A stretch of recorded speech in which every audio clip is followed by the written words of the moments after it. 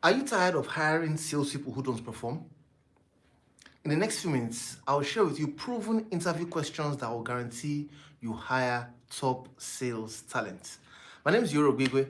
I've trained over 24,000 salespeople across 5 countries: Nigeria, Ghana, USA, UAE, Rwanda. I'm an author of several books and resources on sales. I've been featured on lots of media platforms to talk about successful selling. I worked at an organization where I was given a target to sell to 20 high net worth individuals in a single month. I was able to bring in 21 high net worth individuals in that month. I also participated in a sales competition where I won, and I was sent for the World Cup for an all-expense paid trip. I also moved to another organization where I was able to double my portfolio by over 100% in just 11 months. I'm CEO for Ultravantage, and our company, we're a Salesforce, our specialty is in Salesforce management. We've trained clients across various industries, helped in recruitment of salespeople across various industries, and I'm going to show you in this video how to hire the best salespeople, what exactly to do to be able to take advantage of the interview process to win and get the best salespeople to work with you. Now, even if you're not a sales, or even if you're a business owner and you say things like, oh, I'm trying to build my sales team, I want to build a team so that I can have people sell for me, increase my revenue, this video would also help you and guide you on what exactly to do. All right. Now, first of all, the success of any business will be dependent on the quality of salespeople working there. If you have great quality salespeople, you can be sure that your business will thrive more, because sales is a lifeblood to a business. Now, this is why it's imperative that you hire intentionally and go for the best salespeople. Now, when it comes to hiring, they say that the rule is to hire slowly and fire quickly. Now, we know that hiring slowly we can control, but firing quickly can be a problem because of HR policies, labor laws in our various countries or our various industries. Now, the first thing you want to realize is that for you to be able to recruit successfully, and this is where I think a lot of HR people, a lot of business owners, sales managers, they tend to have some kind of unrealistic expectations as regards hiring salespeople. Let me tell you what I mean. Just the same way a salesperson would expect that he will get on the phone and he has a list of 100 prospects, and when he calls, he's expecting that 90 of them will give him an appointment. That's the same way a hiring manager or a sales manager or business owner would interview 10 salespeople and would say, can you imagine, I interviewed 10 people, not even one was a fit. Now, a 10-to-1 ratio is actually an unrealistic expectation. Am I telling you that if you interview 10 people, you may not be able to get one? Yes, maybe if you interview 10, you will get one, but it won't be, that will just be every other day. It won't be a regular occurrence. What I'm trying to say is that you must treat hiring like you treat prospecting. Increase your pool. Increase the pool. If you increase the pool, you'll be able to sieve through and get exactly what you want. Don't find yourself saying things like, man, there are no salespeople in this market. That mentality is already causing a blockade and is already causing problems for the way you'll be able to perceive and see the opportunities. So you want to attack it like, hey, I'm prospecting. We are searching and digging through for salespeople. So have a large bucket. So my first point, number one, hire from a large pool, so you don't feel compelled to hire anybody due to lack of options. So don't say things like, wow, man, he doesn't dress well, but at least he doesn't speak well, but at least don't try to manage. Find what you want and pick it. Now, if you see people who you feel you like certain aspects of them, but you don't like some, it's the same way about prospecting. The same way you see some prospects and you say, oh, well, this prospect, he may not be the final decision maker right now, but at least he has financial capacity. Oh, this prospect is not urgent for him right now, but at least he has financial capacity. So in the same way too, there are some salespeople who, when you hire or when you're interviewing, you may not have they may not tick all the boxes, but you just keep them in a particular bucket and keep them in view while you're still looking for that perfect salesperson for your business or for your team. So like I said, number one, hire from a large pool so you don't feel compelled to hire due to lack of options. Increase your funnel. Increase the funnel. A funnel is like a pipe with one side that's very wide and the other side narrow. So this means that let have a lot of options, then you can select the final person or final group of people who you need to work with. Number two, prepare the recruitment environment. Prepare the recruitment environment. Virtual only interviews is a no-no. You need to have physical interviews as well. So when I say prepare the recruitment environment, what I'm telling you is the way the recruiter dresses. See, if you expect your salespeople to dress corporate, the day you're interviewing, you can't have an HR or sales manager or anybody interviewing with you who doesn't dress corporate. Don't confuse the salesperson. If you dress properly for the interview, it will give them hope, expectations. See, people judge you based on how you dress. If you want to hire a great salesperson will not be saying, please, anything you pay me, I will take. Please, I don't need this job with all my heart. That's not a great salesperson. A great salesperson will have some ego. So you need to understand that if the person is a great salesperson, the same way you're trying to size the person up, the person will also be trying to size up your organization. So this is how you hire great salespeople. Make sure that your dressing is on point. Now, don't only do virtual interviews. I've had cases where I had a virtual interview with someone, and this person was the perfect fit. By the time we looked through all the options, the person was perfect, only for the person to resume. And I said, what? In 2 cases, the person looked set for the job. When I met the person was the person's size. I couldn't correlate the size physically and the person's size on the interview. And the kind of job we're looking for, the kind of sales we're looking for, it was going to require some level of B2B. We're going to be engaging directors, CEOs, and the person looked like the person was just like the person was a teenager. And we didn't want that. So now, am I telling you that somebody's petite in size and looks smallish in personality, or like a teenager, doesn't mean the person can't do sales? No, I'm not telling you that. I'm just saying, based on the type of role we're trying to fill and what the owner of the business wanted, that wasn't a good fit. For your business, maybe I've been a good fit. In another case, the person looked well presentable. When we met the person physically, the person was not presentable at all. It was so bad that the CEO could not even look at the person, had to pretty much run into his office, just because it was a virtual only interview. So don't do virtual only interviews. Make sure that after the virtual interview, you also call in for a physical interview. Then number 3, the recruiter needs to yes, I said prepare the recruitment environment, but that actually means making sure that the place is well lit, very neat, very clean, very presentable, because you're trying to also sell your company to the person. Then number 3, the recruiter needs to dress well and be very professional. Don't leave it to chance, right? Then number 4, this goes into the meat of this video now, top interview questions to ask to be able to find these people from the crowd of people who you're going to be recruiting.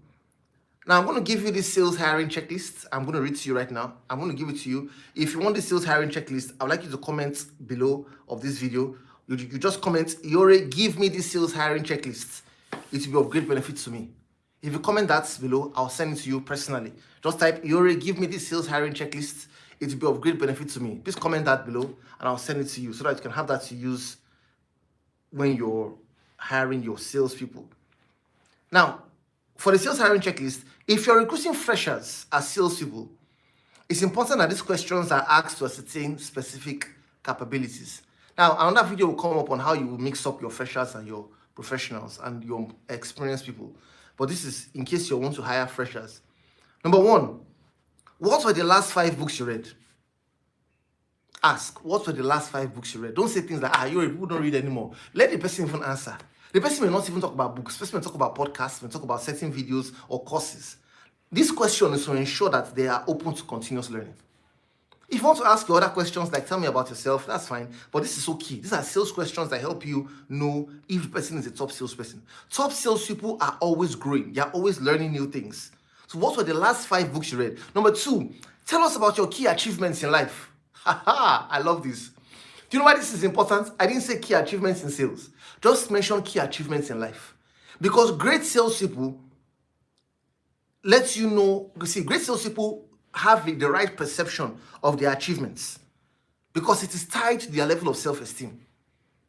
People with very high self-esteem, let me start with low self-esteem. People with low self-esteem believe that their achievements were a fluke, but their flaws are their characters. But people with high self-esteem believe that their flaws were a fluke, but their achievements are their characters. We're looking for people with high self-esteem. You can't have the self-esteem of a chicken. I want to sell to an eagle. right? So you want to make sure that the people who they are prospecting, they can match them in self-esteem. They may not match them in dressing, maybe quality clothes, but they will look neat. They may not match them in cars or in assets, but they must match them in self-esteem. You know, riches don't give self-esteem. You know that, right? So it's not like anybody who is rich automatically has great self-esteem. So number 3, what problems were you able to solve that you're not responsible for? Now, please, just so you know, for number 2, when I tell me about your achievements in life, I've seen cases where you ask this question and the person doesn't say anything about sales. The person says things like, well, many years ago, I got home and I saw my dad. He was weeping in the living room. I didn't quite understand. I walked up to him and I spoke to him. And I was not talking to him. He left there smiling. For me, I felt like that was an achievement. That's a salesperson talking. Because your ability to see something so infinitesimal like that in quotes and see it as a big thing is a sales skill. That means that you can look at a small feature of your product and you can amplify it. That means that you can look at the need of it, the problem a prospect has, and you amplify it. Because in sales, when you amplify the problem of the prospects, the value of the product is amplified when you communicate it. Number 3, what problems were you able to solve that you were not responsible for? What problems were you able to solve that you were not responsible for? Now, this helps to check how responsible they are if they practice 100% responsibility. Whatever is not your business but can affect your business must become your business. So that's a mantra in Ultravantage, our company. We tell salespeople everywhere, whatever is not your business but can affect your business must become your business. Because in sales organizations, because of the collaboration with operations, legal, different departments, you find out that sometimes these other departments encroach into the work of salespeople. And salespeople must know how to sometimes go out of their way to do work that may not be directly their work so that they can make sure that their results come out right. So we tell them, what problems were you able to solve that you're not directly responsible for? It was not your core responsibility, but you knew that if you didn't do this, if you didn't find a way to collaborate with the job owner, you may not have gotten your output right. Number 4, what would you do if you don't make a sale in 3 months? We tell business owners, if you hire a salesperson and you run your sales team the way we show you how to run your sales team, and the person doesn't sell in 3 months, he may not sell for the next 1 year. He may not. Now, we've increased that to 6 months because sometimes when it comes to applying these principles, we don't necessarily resume and leave with you in your company. We check in from time to time, and there could be cases where there's somebody in the organization who is not following the process the way they should. So sometimes we like to extend it to 6. But if people follow our processes the way they should, in 3 months max, everybody will be selling. And this is in cases where you're selling high-profile products, large volume products, maybe properties, maybe IT solutions that have huge volume in terms of price. But if it's general B2C, business to customer transactions, why not? In every month, in fact, you should even be able to meet up with a certain amount of quota. Now, this question would help you check for grades. You want to be sure that this person has the grades to dig through, even if after 3 months, it still hasn't come in. You want to hear what the person says to see if the person would relax back or the person would say, what? No, you want to check for grades in their attitude. So like I said, if you want these checklists, please type in the comment section below. Just type, Iyore, give me this sales hiring checklist. It will be of great benefit to me and I'll send it to you. Now, if you're recruiting experienced salespeople, ask these questions, please. We'll ask, number 1, what are your short-term goals and long-term goals?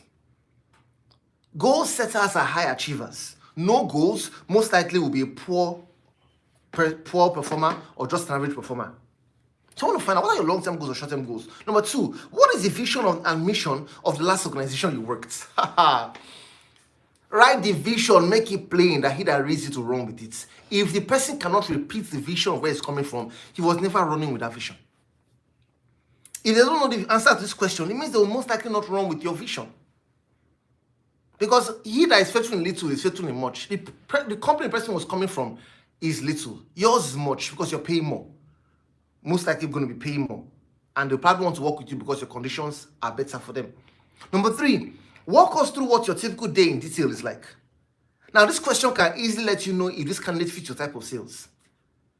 The person's background, was it FMCG sales, face-to-face sales, outbound sales. That means they were calling out to prospects. Inbound, or they just sat in the office and they were receiving calls. Telesales, if they had a list and they never went out, all they did was make calls. It will let you know their strengths and let you know the kind of sales they were doing. Don't get somebody who was doing telesales to go and do B2B. Or someone that was doing outbound sales, inbound sales to come and sell real estate for you. No, right? So ask them, what's your typical day like? That will give you an idea where their strengths will be. Number 4, what was your previous sales target and how much did you make? How much did you hit it? What did you achieve out of that target? This will let you know. See, this is important because the purpose of a sales role is to exceed sales targets. You want to be sure you're hiring people that can exceed sales targets. Number 5, share with me details of how you close your last sale. Share with me details of how you close your last sale. We want to know if this candidate really closed the sale. I've seen cases where people say things like, I did sales worth 300 million. Whereas it was not the person's work, it was a teamwork. A group of 5 people. Like in some organizations, they sit in desks. So a sales team of about 5 people, they close properties together, they close deals together. When they're done closing, they report it as their own individual sales. So you want to know if this candidate really closed the sale. Was it done by them totally, or he or she had the input of others in the team? Was it a lead that they generated themselves, or a referral from someone else? How did they find the decision makers? You want to know all that. All these are more important to know how good their sales skills are. Number 6, what problems were you able to solve on the job that you were not responsible for? And how were you able to overcome the challenges with internal stakeholders? I talked about that when it comes to hiring freshers. Number 7, are you a superstar? This question tests for ego. You want to know if this person has ego. Now, we don't want so much ego because you may have to work with a team, but if ego is absent, it's a problem. So ask, are you a superstar? The person says, no, I'm not a superstar. I'm just average. Never. Are you a superstar? Yes, I am. Aha, that's the person you're looking for. Then number 8, finally, what would you do if you don't close the sale in 3 months? I told you about that when you're engaging freshers. So thank you so much for watching this video. Remember, if you want this video, type in the comment section, this checklist, type in the comment section, Iyore, give me the sales hiring checklist. It's of great benefit to me, and I'll send it to you. Remember to like, comment, subscribe, watch this next video here because it will be of great blessing to you. I look forward to seeing you in the next video. Talk to you soon.